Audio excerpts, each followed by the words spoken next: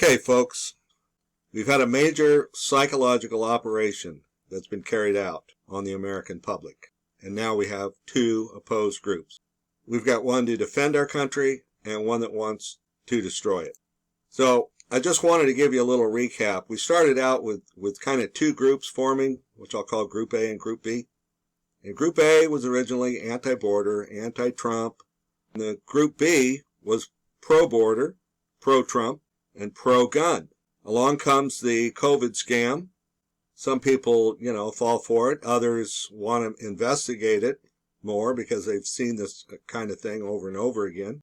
And now these two groups have morphed into a masked and an unmasked group.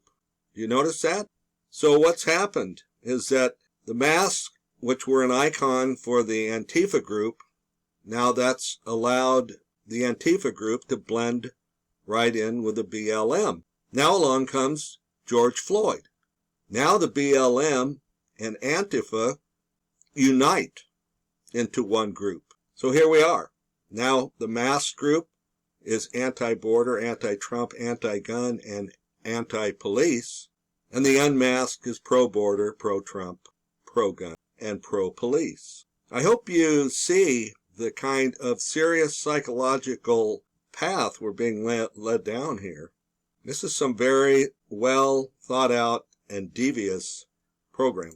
And now look what we've got. We've got the masked, which is wanting to remove all likenesses of Jesus because the likenesses are white. I mean, there's a lot of different varieties of white. And by the way, are Jewish people white or not? I always thought they were.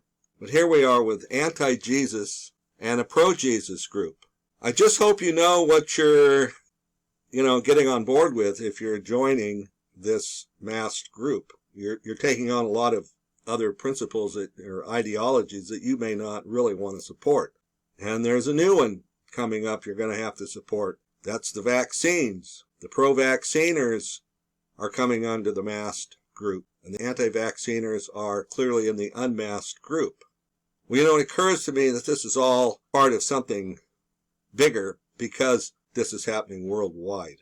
Isn't this a perfect time to be fulfilling biblical prophecy? Could this be the time for Jesus to return? What a perfect time when nobody is attending church. And so if, let's say, he does return, which group do you want to be part of? I think that's a question worth pondering, because I think anybody who ponders that question is going to question what they're actually doing with their life right at this moment in time. We've spent 2,000 years struggling, waiting for Jesus. When he arrives, how do you want him to find you? So now we've got two groups again, those who believe in something versus those who believe in nothing. And that almost seems like a perfect separation of the good from the bad, the wheat from the chaff. Are we reaching prophecy such as Isaiah 29:20? The ruthless will vanish, the mockers will disappear, and all who have an eye for evil will be cut down. So which group do you think you'd want to be in? The stage is set, and we're all on it. Now, one last thing, ladies and gentlemen, those who have stuck with me, don't forget the elephant in the room. Don't forget that there's a cure for these stupid masks. It's called hydroxychloroquine. It's been around for 70 years. It works in almost every case. It's only approximately $1 per person to treat. So there should be absolutely no paranoia. There should be no mask wearing. There should be no talk about a vaccine. Why do they just keep trying to get us to ignore this? We should be out in the streets demanding hydroxychloroquine, not out there demanding that everything get burned down. Well, there you have it. You can see my profile at KennethMPriceJr.com. You can see my books. You can see other articles I've written.